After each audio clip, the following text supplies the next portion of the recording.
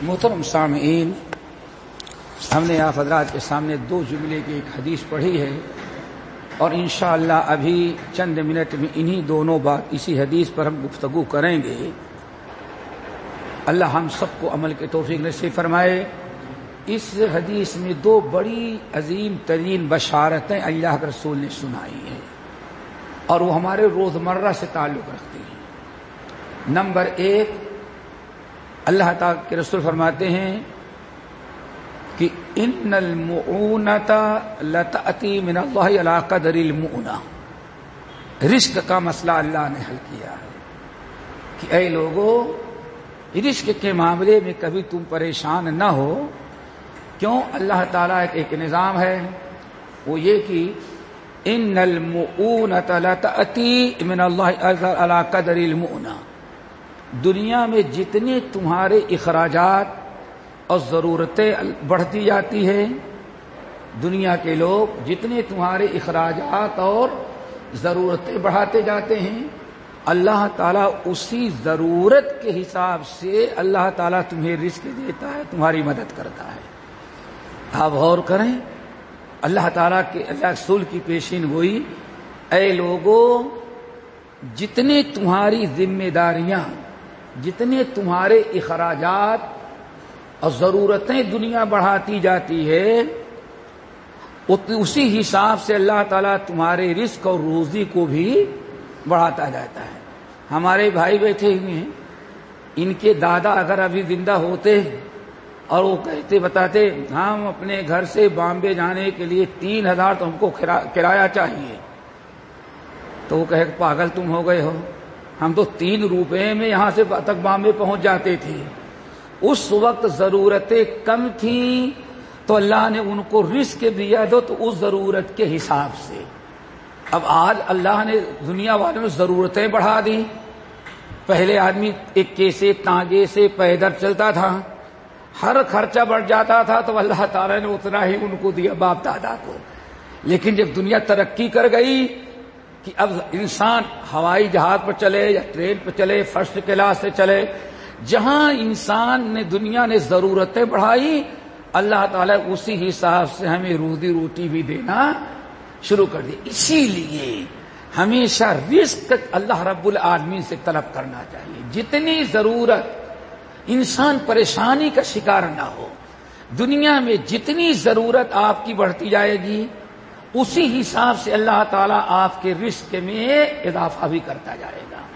آپ ذرا سوچیں، ایک انسان سوچتا ہے 2 بچے سے زیادہ ہوں گے تو کہاں سے خرچہ چلائیں گے، آدمی سوچتا ہے۔ لیکن ایک غریب انسان سوچتا ہے نہیں، اللہ کھلانے والا ہے۔ اگر اس کے بچے زیادہ ہوتے تو اللہ تعالیٰ کسی کا بچہ بھوکا نہیں مرتا، اللہ تعالیٰ اس کے رزق کا حساب اسی حساب سے دیتے ہیں۔ یہ اللہ کا ایک نظام ہے۔ اسی لیے ہمیشہ رزق جو ہے صرف اللہ رب العالمین سے مانگنا چاہیے۔ اور اللہ، اگر انسان غور کرے کہ 24 گھنٹے میں جب بھی ہم نماز پڑھتے ہیں، خاص طور سے اہل الحدیث، اللہ جزائے خیر دے اس جماعت کو اور ہرا بھرا رکھے، ساری مردہ سنتوں کو اس نے زندہ کیا۔ آج جس انسان نے ہمارے پیچھے نماز پڑھ لی ہے، عادت بن گئی، وہ کبھی اپنے مسجد میں جاتا ہے تو کہتا ہے نماز پڑھنے میں مزہ نہیں آتا۔ کیوں؟ رکوع سجدے مقرر نہیں۔ ایک سجدے کے بعد سب سے بہترین عمل دوستو کیا ہے؟ نماز ہے۔ استعینوا بالصبر والصلاۃ، سب سے بہترین عمل نماز، اور نماز میں بھی سب سے بہترین حصہ سجدے کا ہوتا ہے۔ اور ہر رکعت میں اللہ تعالیٰ نے 2 سجدے رکھا ہے۔ 2 سجدوں کے بیچ میں نبی علیہ السلام جو دعا پڑھتے تھے کیا تھے؟ اللہم اغفر لی وارحمنی وہدنی وعافنی وارزقنی۔ یہ 5 عظیم ترین چیزیں بندہ مانگتا ہے۔ اسی لیے صحیح مسلم کی حدیث، جب ایک صحابی نے کہا کہ یا رسول اللہ، کچھ اور دعا سکھائیں، آپ نے فرمایا اللہ کے بندے، ان 5 چیزوں کو تم نے مانگ لیا، اللہم اغفر لی وارحمنی وہدنی وعافنی وارزقنی، اللہ ہمیں معاف کر دے، رحمتوں کا دروازہ کھول دے، اللہ رب العالمین ہمیں عافیت میں رکھنا، اللہ رب العالمین ہمیں ہدایت پر رکھنا، ورزقنی، اور اللہ تعالی ہمیں ہمیشہ رزق دینا۔ اللہ رسول فرمایا اللہ کے بندے اب باقی کیا رہے گا جو تو اور مانگے کا کچھ۔ دو سجدوں کے درمیان ابھی آپ نے کتنی مرتبہ دعا پڑھی، اللہم اغفر لی وارحمنی وہدنی وعافنی وارزقنی۔ 5 چیزیں مسلمان مانگتا ہے۔ سب سے مقدس وقت نماز، اور نماز میں بھی سب سے بڑا مقدس حصہ سجدے۔ دونوں ایک سجدے سے سر اٹھایا اور دوسرا سجدہ کرنے کے پہلے کیا دعا مانگتا ہے، اللہم رزق، مغفرت، عافیت، اللہ تعالیٰ کی رحمت۔ تو ہمیشہ رزق اللہ تعالیٰ سے مانگا جائے، اولاد سے، اور اللہ نہ کرے کبھی مطلقہ بیٹی آ گئی، کبھی بہن سر پر آ جاتی ہے، کبھی پھوپھی آ جاتی ہے، یہ جتنی بھی آپ کی ذمہ داریاں بڑھتی جائے گی، آپ پریشان نہ ہو۔ اگر اس کو اپنی ذمہ داری سمجھیں گے تو اللہ تعالیٰ جتنی آپ کی ذمہ داری بڑھے گی اسی ذمہ داری کے حساب سے اللہ تعالیٰ آپ کو رزق دے گا اور رزق میں اضافہ کرے گا۔ اللہ تعالیٰ پہلی چیز تو یہ ہے دوستو۔ دوسری بڑی اہم چیز اللہ کے رسول نے فرمایا وَإِنَّ الصَّبْرَ لَتَأْتِي مِنَ اللَّهِ عَلَىٰ قَدْرِ الْمُصِیبَةِ۔ اور لوگوں یاد رکھنا، جتنی بڑی تم پر مصیبتیں دنیا ڈالے گی، کفار، مشرکین، اللہ تعالیٰ کی طرف سے بلا آزمائش، جتنی مصیبت تمہارے اوپر ڈالی جائے گی، اگر تم دین پر قائم رہنا چاہو گے تو اللہ تعالیٰ اسی مصیبت کے حساب سے صبر کا دروازہ اللہ تم پر کھول دے گا۔ آپ تصور کر سکتے ہیں، آج ایک چائے کا گرم پیالہ بھی انسان نہیں پکڑ پاتا، فوراً چھوڑ دیتا ہے۔ نبی علیہ السلام خانہ کعبہ کے سائے میں بیٹھے ہوئے ہیں، سایہ تھا اور اسی میں آپ بیٹھے تھے، اکیلے تنہا۔ خباب بن ارت وہ مسلمان صحابی ہیں کہ لوہار تھے، یہی بس اپنا کلہاڑی، چھورے، چاقو یہ بنایا کرتے تھے، کسانی کے اوزار۔ جب مسلمان ہو گئے تو ایسے انسان تھے کہ مکے میں کوئی ان کا نہ رشتہ تھا، نہ خاندان تھا، نہ کوئی سہارا تھا، مزدور آدمی، 3rd کلاس کے آدمی تھے۔ لیکن جب کلمہ پڑھ کے مسلمان ہو گئے تو کفار مکہ ان کو کیا کرتے، آگ جلاتے، آگ جلانے کے بعد کپڑا اتارتے، کپڑا اتارنے کے بعد پیٹھ کے بل ان کو اسی آگ پر اٹھا کے پٹک دیتے، لٹا دیتے، اور جب گر جاتے تو کفار مکہ لکڑی رکھ کر کے بڑے سے دونوں طرف سے دبا لیتے تاکہ کروٹ نہ بدل سکے۔ ہر دوسرے تیسرے ان کی یہی سزا تھی، لیکن ڈٹے رہے۔ کہتے ہیں اللہ کی قسم، اللہ رب العالمین نے ایسا صبر دیا، کہتے ہیں اللہ کی قسم پورے مکے میں کوئی ایک انسان نہیں تھا جو آ کر کے ہمیں چھڑا سکے یا کفار مکہ سے پوچھے تم کیوں سزا دے رہے ہو۔ کہا اللہ کے رسول خود دور سے دیکھ لیتے، واپس چلے جاتے۔ اتنی ہمت نہیں تھی کہ آپ کفار مکہ سے کوئی جواب کرو۔ کہتے ہیں جب میرے بدن کی چربیاں پگھلتی اور پگھل کے جب ٹپکتی تو آگ کا انگارہ تھوڑا سا مرجھا جاتا، تب ہم کو راحت ملتی تھی۔ کہتے ہیں یہ برداشت کرتا، لیکن ایک دن چلا جا رہا تھا تو دیکھا اللہ کے رسول تنہا خانہ کعبہ کے سائے میں کھڑے ہوئے ہیں، بیٹھے ہوئے ہیں۔ ہم آئے، یا رسول اللہ الا تدعو اللہ لنا الا تستنصر لنا، یا رسول اللہ آپ دیکھتے ہیں اپنی آنکھوں سے کہ ہمارے ساتھ کفار کیا کہہ رہے ہیں، تو کیا الا تدعو اللہ لنا، آپ نہیں مدد کر سکتے تو کم سے کم اللہ تعالی سے دعا تو کر سکتے ہیں کہ اللہ کافروں کو ختم کر دے اور خباب کو بچا لے، اتنا تو کر سکتے ہیں آپ۔ الا تستنصر لنا، یا کم سے کم اب تو اللہ تعالیٰ سے دعا مانگے کہ اللہ ہم مسلمانوں کو اس مصیبت سے نجات دے۔ کتنے درد بھری آواز میں مطالبہ کیا۔ اللہ رسول نے سنا، فرمایا کہ دیکھو اللہ تمہاری مدد کرے گا، ولکنکم تستعجلون، لیکن تم ذرا آزمائش میں جلد بازی کرنے لگے. اللہ اکبر. اب آپ ایمانداری سے بتائیں کہ ہم سے تو گرم پیالہ چائے نہیں پکڑی جاتی، لیکن ان کو آگ کے اوپر لٹایا جائے اور سینے پر لکڑی رکھ کر کے دبا دیا جائے تاکہ کروٹ نہ بدلے، لیکن دین سے بات نہیں آئے. کیوں؟ اللہ کے رسول کا فرمان ہے جتنی بڑی کفار کسی پر مصیبت ڈالتے ہیں اللہ اتنا ہی بڑا اس کے لیے صبر کا دروازہ کھول دیتے ہیں تاکہ یہ بندہ صبر رہ کرے اور ایمان پر ڈٹا رہے. اللہ تعالیٰ سے دعا کرو ہم سب کو ایسی آزمائش پر ثابت قدم اتارے. لیکن ضرورت ہے بیٹے دین پر، بھائیوں دین پر قائم رہنے اور شریعت کی پابندی کرنے کا ارادہ ہوگا، اس پر ڈٹے ہوں گے، دین کی اہمیت ہوگی تو اللہ تعالیٰ ایسی ہی مدد کرے گا.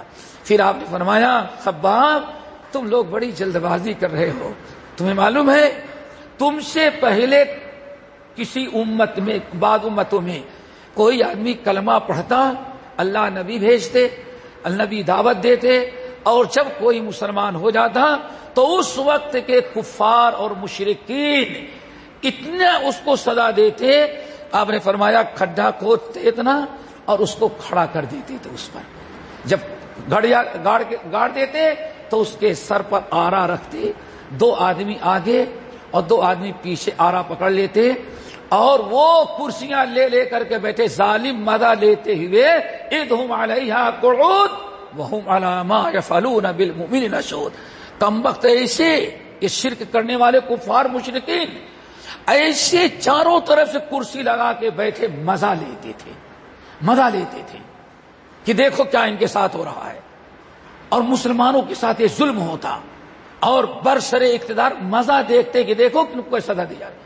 اللہ رسول فرمایا اب وہ جلاد کہتے ہیں کہ دیکھو اب یہ آخری چانس ہے، اگر تم باز آ جاؤ تو چھوڑ دو گے، ورنہ آرا تمہارے سر پہ ہے، چیڑ کر کے 2 ٹکڑے کر دیں گے اور زندہ نہیں چھوڑے. اللہ رسول فرماتے خباب تمہیں تو آگ پر لٹایا جا رہا ہے اور اس کو تو لکڑی چیر سے مانند آرا چلا کر کے چیر کر کے 2 حصے میں کر دیتے، ایک حصہ ادھر گرتا دوسرا ادھر، لیکن اس کے باوجود وہ اپنے ایمان سے باز نہ آتا، ایمان پر ڈٹا رہتا. پھر آپ نے فرمایا تم سے پہلے کچھ ایسے لوگ بھی تھے کہ جب کلمہ پڑھتے تو بغیر زندہ ان کو لٹکاتے اور زندہ ان کی کھال نکالتے، ایک ایک جوڑ کاٹتے اور کہتے اب بھی مرتد ہو جاؤ تو چھوڑ دیں گے، لیکن توحید اور ایمان نہیں چھوڑتا تھا اور ٹکڑے ٹکڑے ہو جاتا تھا. تو دوستو انسان اگر دین پر ڈٹا رہنا چاہے صبر کرے، کیا نہیں کچھ بھی ہو جائے ہم صبر سے کام لیں گے اور دین اور ایمان کا سودا بازی نہیں کریں گے. تو اللہ رسول کا فرمان ہے ان الصبر لتأتی من اللہ علی قدر المصیبہ. دنیا جتنی مصیبت ڈالتی ہے اسی مصیبت کے حساب سے اللہ تعالیٰ ایمان والوں پر صبر کا دروازہ بھی کھول دیتا ہے. چنانچہ ہمیشہ دیکھیں جیسے رزق اللہ تعالیٰ سے مانگا ہے، مانگتے تھے لوگ وارزقنا وانت خیر الرازقین، ایسے ہی صبر بھی اللہ ہی تعالیٰ سے مانگتے تھے. ربنا افرغ علینا صبرا وثبت اقدامنا وانصرنا علی القوم الکافرین. اللہ صبر کا دروازہ کھول دے، صبر اڈھیل دے ہمارے اوپر، اور اللہ تعالیٰ موت دینا تو ہمیں ایمان پر دینا اور نیک لوگوں میں شامل کر دینا. تو دوستو یہ دنیا میں یہ 2 چیزیں ہیں جو آدمی کو سب سے زیادہ پریشان کر دیتی ہیں، ایک آزمائش مصیبتیں اور دوسرے جو رزق کا معاملہ، انہی میں پوری دنیا پریشان ہوتی ہے. حالانکہ دونوں کا ذمہ دار کون ہے؟ اللہ رب العالمین. وما من دابۃ فی الارض الا علی اللہ رزقها. ہمارے اہل الحدیث میں جو بڑے گزرے ہوئے ہیں، ایک ہیں عفان بن مسلم کا نام سنا ہوگا، یہ بغداد کے رہنے والے، امام احمد بن حنبل رحمۃ اللہ علیہ کے شاگرد. ان کو 500 حدیث کے پڑھانے کا وظیفہ 500 بغداد حکومت دیتی تھی. لیکن جب بدعتی اور شرکی عقیدہ ایجاد ہوا کہ قرآن اللہ تعالیٰ کی مخلوق ہے اور اہل سنت کہتے قرآن اللہ کا کلام ہے، تو ایک دن پولیس آئی، مغرب کی نماز پڑھ کے بیٹھے تھے، آئی اور پولیس نے کہا قرآن اللہ کی کتاب ہے، اللہ کے کلام کی مخلوق، کہا اللہ کا کلام ہے، اللہ کی مخلوق کا عقیدہ رکھنا کہ قرآن کو اللہ نے پیدا کیا جیسے دنیا کی ساری چیزوں کو پیدا کیا، یہ کفریہ شرکی عقیدہ ہے، ہم ایسے عقیدے کو قبول نہیں کرتے۔ فوراً لیٹر نکالا، کہا کہ اگر آپ نہیں مانتے تو آج ہی سے آپ کا 500 کا وظیفہ ختم، نہ کاروبار، نہ دکان، نہ بچے نوکری پر، چھوٹے چھوٹے 40 آدمی گھر میں تھے، کتنے؟ 40 آدمی کا خرچہ گھر کا تھا اور اسی 500 کو گزارا تھا، لیکن جیسے انکار کیا فوری طور پر وظیفہ بند۔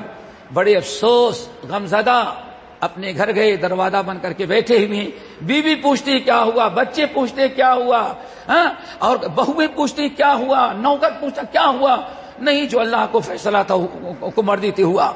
ابھی یہی بات کرے تو اتنے میں دروازہ کھٹکھٹایا گیا، اب سمجھے دروازہ پیٹا گیا، اب پولیس ہتھکڑی لگائے گی اور سولی پر لٹکا دی۔ کیوں؟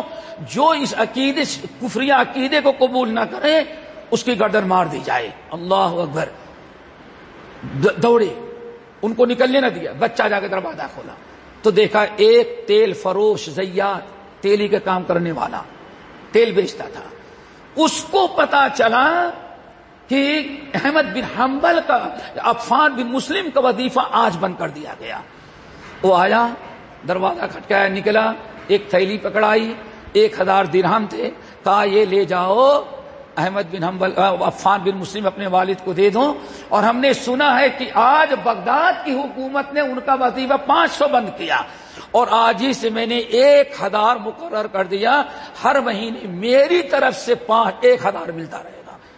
کتنی خوشی کی انتہا! دین پر قائم رہنا چاہو تو اللہ تعالیٰ ہر مصیبتیں ٹالتا ہے۔ احمد بن حنبل کے اوپر عفان بن مسلم آسمان کی طرف سر اٹھائے اور کہا میرے بچوں یاد رکھنا، یہ بچوں کی تربیت، وَفِي السَّمَاءِ رِزْقُكُمْ وَمَا تُوعَدُونَ، رزق کا انتظام کرنے والا یہ بغداد کے میں بادشاہت کے تختے پر بیٹھنے والا نہیں ہے، تخت پر بیٹھنے والا، بلکہ رزق کا انتظام کرنے والا کہاں ہے؟ آسمان پر۔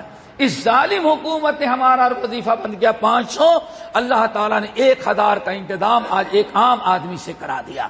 تو دوستو، چاہے رزق کا معاملہ ہو یا آئی ہوئی بلائیں، آفتیں، مصیبتیں، جان کی، مال کی، دین کی، دنیا کی، کوئی بھی مصیبتیں ہوں، ایسے موقع پر اگر صبر سے کام لیا تو اللہ رب العالمین ہماری مدد کرتا ہے۔ ان المعونۃ لتأتی من اللہ علی قدر المعونہ، جتنا دنیا اخراجات بڑھاتی ہے اسی حساب سے اللہ رزق دیتا ہے، اور جتنی بڑی مصیبتیں آتی اسی حساب سے اللہ تعالیٰ صبر کا دروازہ کھولتا ہے۔ اللہ تعالیٰ سے دعا کرو، اور آج میرے خیال سے آج ہی نہیں، ہر مسلمان ان دونوں چیزوں کا ہمیشہ محتاج ہے۔ ہمیشہ محتاج کس کا ہے؟ رزق حلال کا اور دین پر قائم رہنے کے لیے صبر اور استقامت کا۔ اللہ تعالیٰ دعا کرو، اللہ تعالیٰ ہم سب کو ان دونوں نعمتوں سے نوازے، ہر بلا، ہر آفت، مصیبت کو دور کرے، اور ہمیشہ اللہ تعالیٰ کی طرف سے جو آزمائشیں آئیں ان میں اللہ تعالیٰ ہم کو صبر کرنے والا اور دین پر قائم رہنے والا بنائے۔ اقول قولی ھذا واستغفر اللہ من کل ذنب واتوب الیہ۔